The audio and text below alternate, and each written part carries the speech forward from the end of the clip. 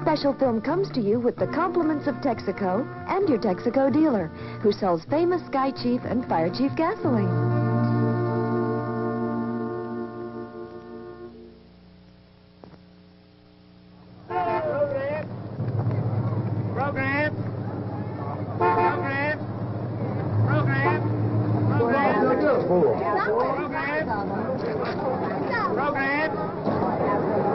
Good dog.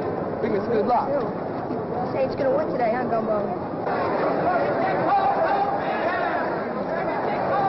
Let's give a warm New Orleans welcome to our first visiting opponent, the Los Angeles Rams, unbeaten in preseason play.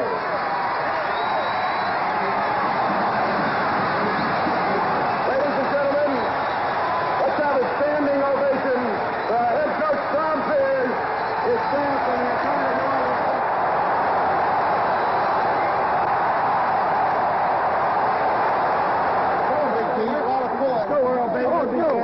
When you sing. Oh, they're right back.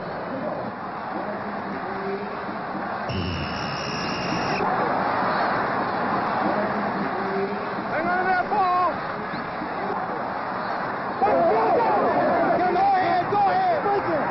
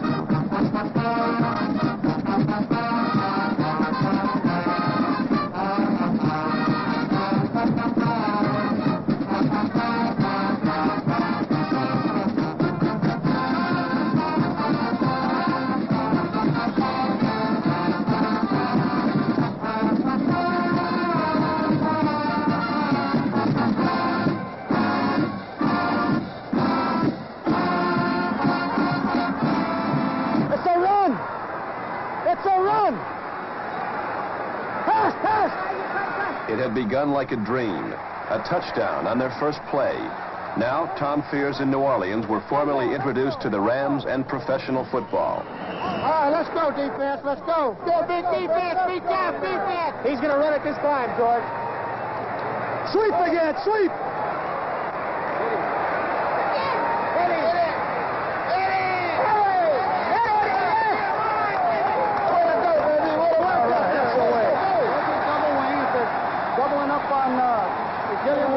Got the other stuff, too. And when we're out of the field there, that 61 will be good when that middle backer comes out of there.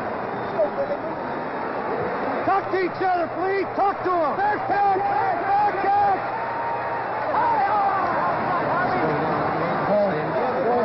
I told him that I said the last thing I tell him every time is wait on my signal and stay shoulder to shoulder. They'll counter at quarterback. Let's go, Big Billy. Keep them both in, Billy. Go, Big O. Pick it up! No!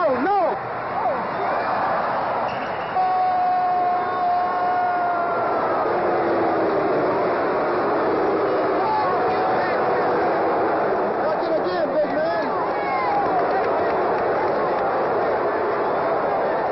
2 minutes. If they can kick a field goal, they got plenty of time, too.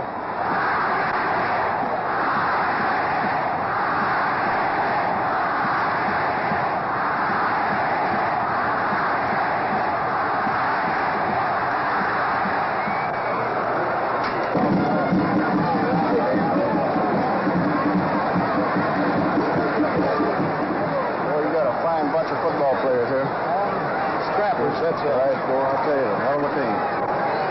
Real proud for you, Tom. Thanks, Lord.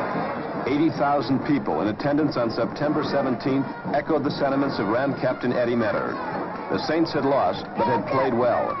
The baptism was now over, and to follow was an elusive search for their first win.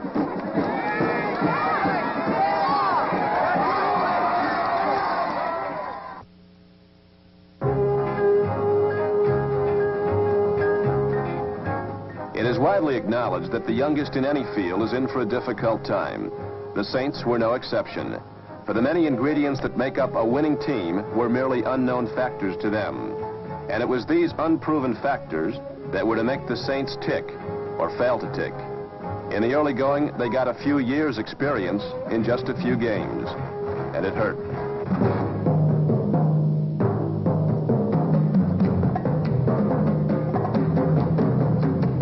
Learn by doing, and in the Saints cram course, they did a lot of learning.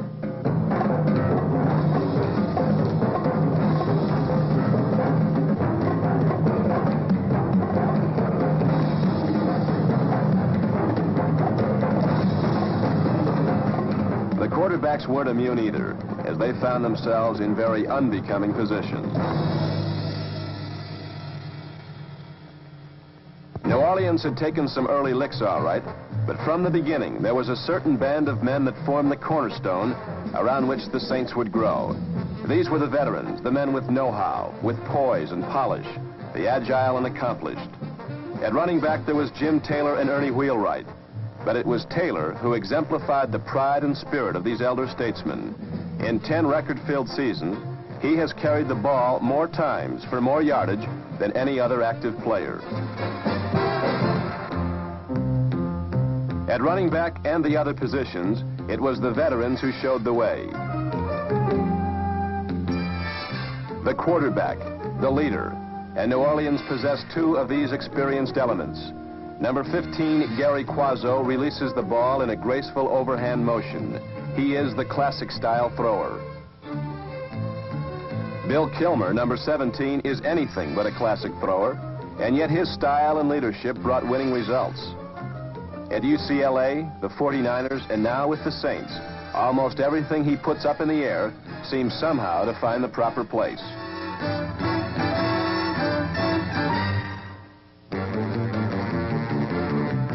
The receivers are the game breakers, the veterans who can turn the course of a contest with one play. There was Ray Pogue and Tom Hall, who combined more than 10 years' experience between them.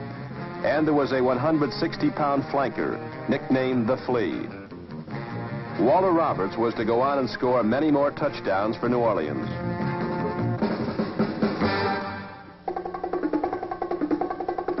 The defense.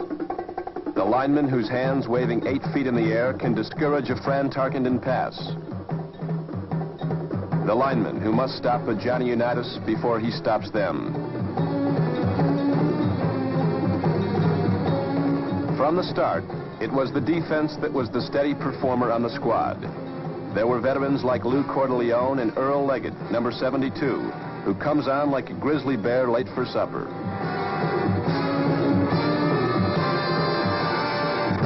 But the one who gets to the passer is Doug Atkins, the mountain that rushes like a man.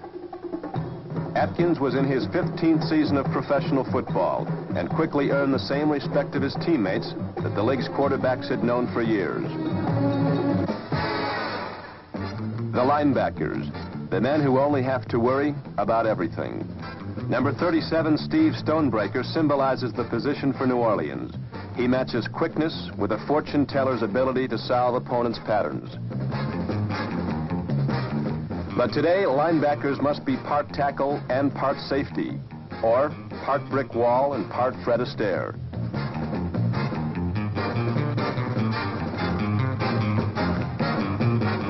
Be it Whittingham, Davis, Simmons, Stonebreaker, or number 55, Jackie Burkett, it was with the linebackers that the Saints possessed their greatest veteran strength.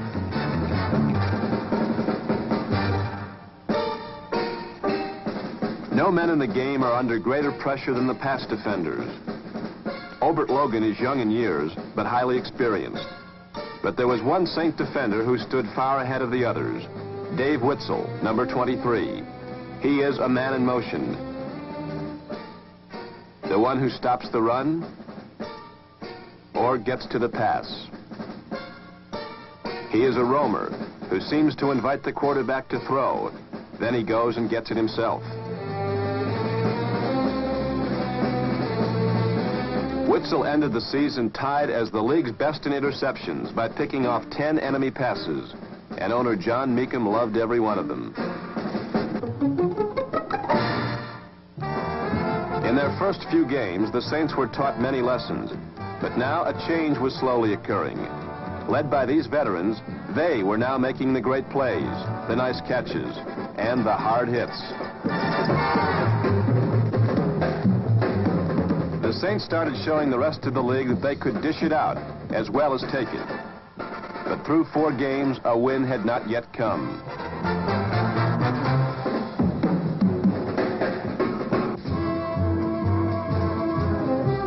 In a driving rainstorm in Dallas, Texas, the Saints met the Eastern Conference champion Cowboys. And for 59 minutes, these two teams battled evenly. But Dallas held a slim lead and seemed destined to win. With 1 minute to play, the score stood Saints 10, Cowboys 14. Then the twists of fortune turned. Dan Reeves fumbled and Ted Davis recovered the loose ball. With time running out, Bill Kilmer had to pass. The rain was coming down harder now, and for the first time, the Saints felt the pressure of a last-second drive.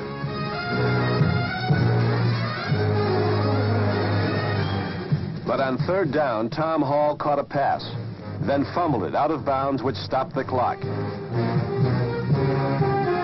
A touchdown now would win the game.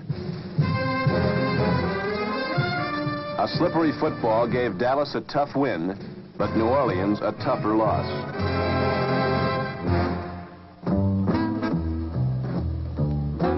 In their next home game, the Saints met the defense-minded Pittsburgh Steelers. But 2 plays by veterans highlighted a Saints-dominated first half. The first came on a spectacular goal line interception by Dave Witzel.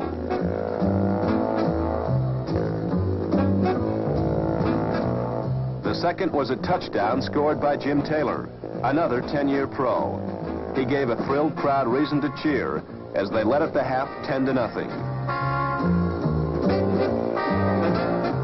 It was the veterans in the first half. But in the second, a new name became firmly etched into the Saints' future. Dan Abramowitz was a 17th round draft choice from Xavier. And in this game, the young rookie caught 12 passes for 156 yards, which was the NFL's second-best performance of the year. A sure-handed receiver, he clutches the ball like he could squeeze next month's rent out of it.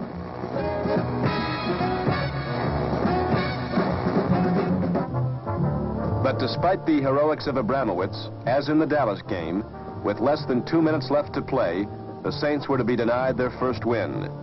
New Orleans had led throughout the 4th quarter, but a Steelers score canceled it and dealt the Saints another frustrating loss.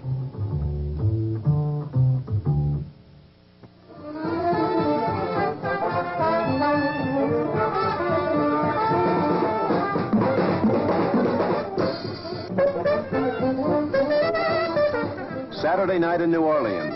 But for the Saints, tomorrow would bring another historic event.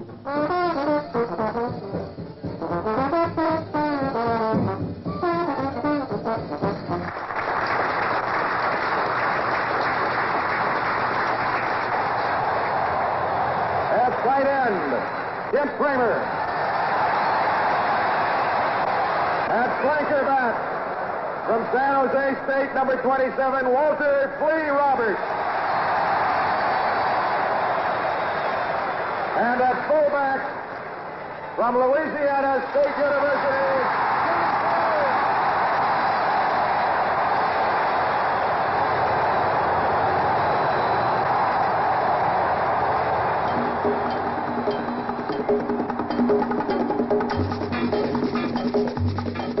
The Philadelphia Eagles had come to New Orleans after several big wins. And as much as the thousands of Saints fans hoped for victory, few gave them a chance against the high-scoring Eagles. But on the opening kickoff, Walter Roberts outran the entire Eagle team en route to a 91-yard touchdown. Many recall that exactly 7 weeks earlier, the Saints season had all begun with a similar play. Perhaps this would be the omen they were looking for, a spark to initiate their first triumph.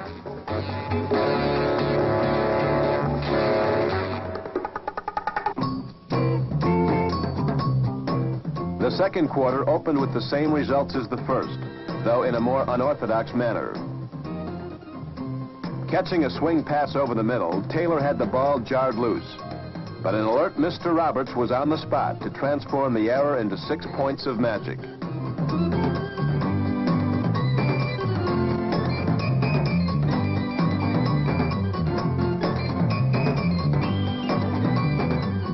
At the end of the first half, the volatile Eagles came back as quarterback Norm Snead threw a picture touchdown pass and pulled the score close at halftime, 14-10.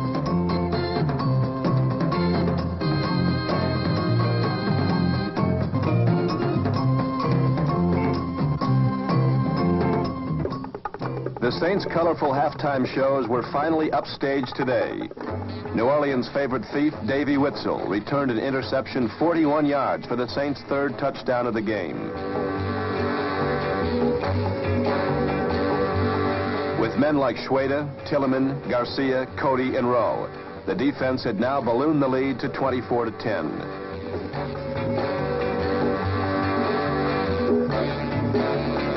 But the Eagles brought the score dangerously close again on Timmy Brown's touchdown catch. So close that a Saints mistake now would again cost the lead. The following kickoff proved to be the biggest play of the game for both teams. The ball caromed off the chest of the Saints short receiver, and number 86, Fred Hill, had a great chance at it, but lost. The Saints recovered, and the rest is history. Behind fine blocking by Joe Wendry Husky and Ray Rissmiller, the Saints moved the ball to midfield. The heroes had been many, from offense to defense, and the Saints now climaxed their dream game on one play. Gary Quazzo passed to the biggest hero of all, Walter Roberts, and for the patient and loving fans of New Orleans, a welcome sight was the final score, Saints 31, Eagles 24.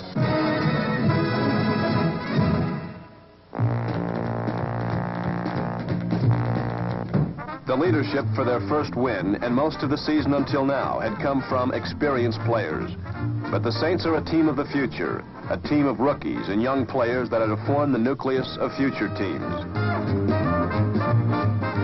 John Gilliam, number 42, typifies this youth. He is the Saints' fastest man, their third leading receiver, as well as ranking third in the NFL in kickoff returns.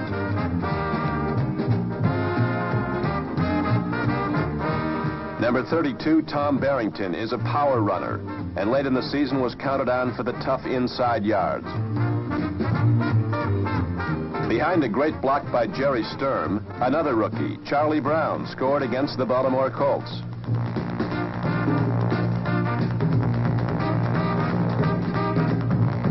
But if Gilliam, Brown, and Les Kelly leave them dazzled, Randy Schultz leaves them stunned.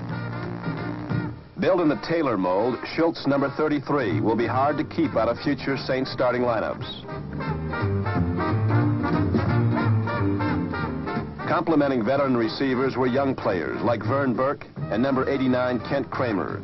And of course, Dan Abramowitz, who in his first year was admitted into the exclusive group of receivers with 50 or more catches in one season.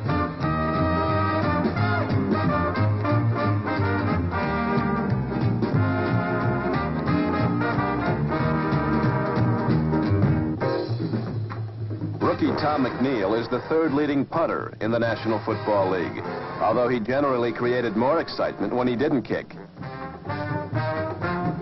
McNeil punted for a 43-yard average, but his dangerous fourth down dashes quickly became his trademark.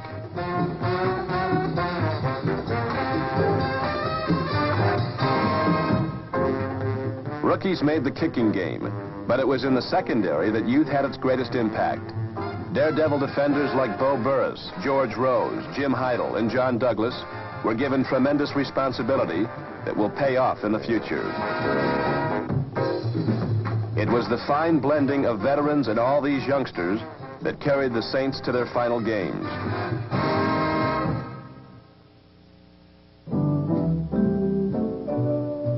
In their first year, the Saints were proud to be included as one of the 15 out of 16 NFL teams that fly the friendly skies of United. The coaches had spent most of their time looking for opponents' weaknesses, and trying to find something to pin an attack on. The Saints themselves were now a subtle mixture of veterans and youth. Taylor, Atkins, Witzel were some of 1967's brightest football names. But Rowe, Gilliam, and McCall are some of the names you'll remember in the future.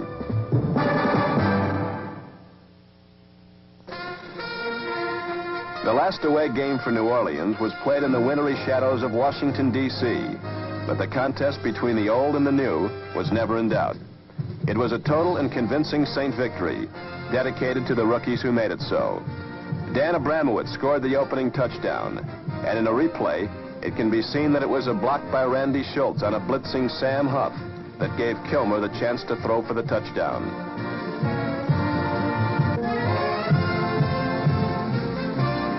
Behind blocking from Jerry Jones and Eli Strand, another rookie, Don McCall, scored on the Saints' longest run of the year. And the Saints' 30-14 rout over the Redskins ended as it began, with a touchdown pass to Abramowitz.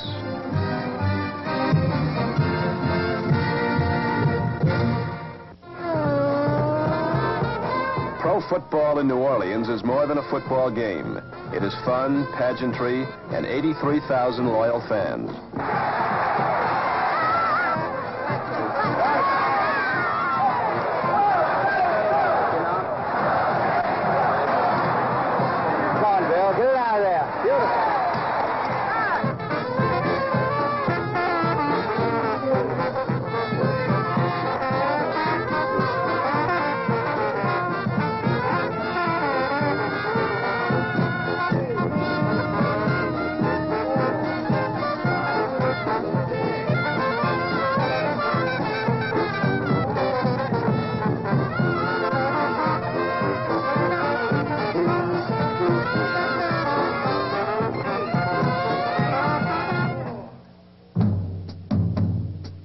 The battle for NFL supremacy of the South, and the last home game for the Saints. But the 83,000 witnessed a horrible first half. Everything was going right for Atlanta, and nothing was going right for New Orleans.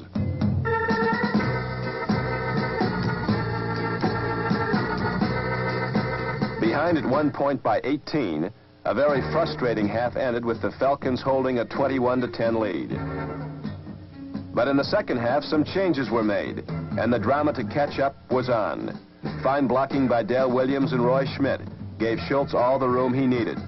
This was the last score until late in the game, when the Saints again came alive.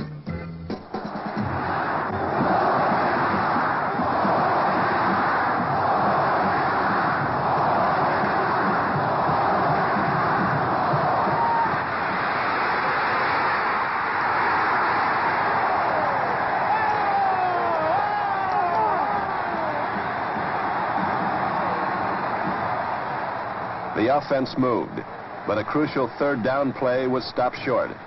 So Fears called on kicker Charlie Durkee to keep them within striking distance. All right, Flea, all right. Everything's all right. Real good. That's the way to hold him on. Good.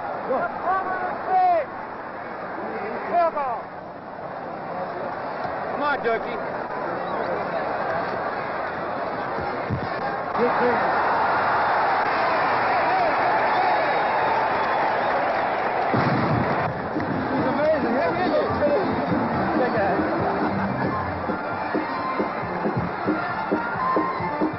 New Orleans trailed by 4 points and had 97 yards to go for a touchdown.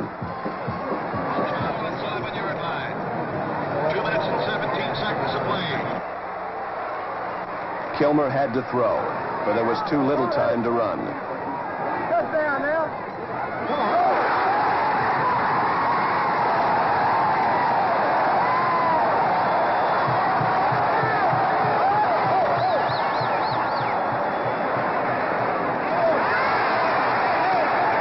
Successive passes to Gilliam and Pogue put the ball on Atlanta's 26-yard line, where Barrington moved 13 yards closer, but time was running out. Did X turn out? Yeah, I'm going to go right, X turn out. Okay.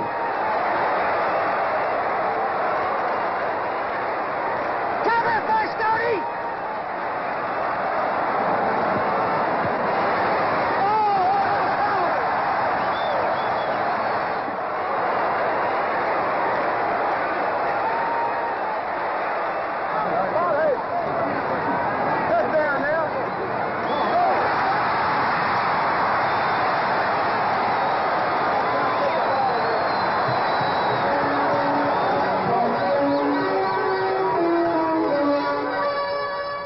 Saints had won the first battle of the South. But more than that, they had just concluded a thrilling first season. A grand salute to John Mecum, Tom Fears, and New Orleans.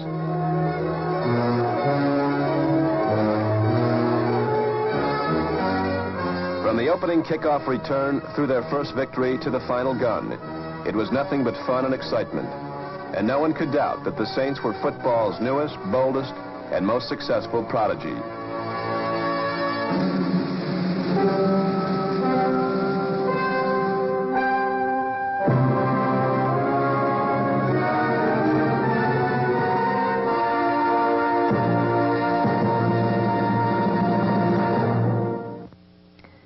This film of the New Orleans Saints was presented by Texaco, the company that sells more gasoline than anybody else. We're first, and we think that's a big responsibility.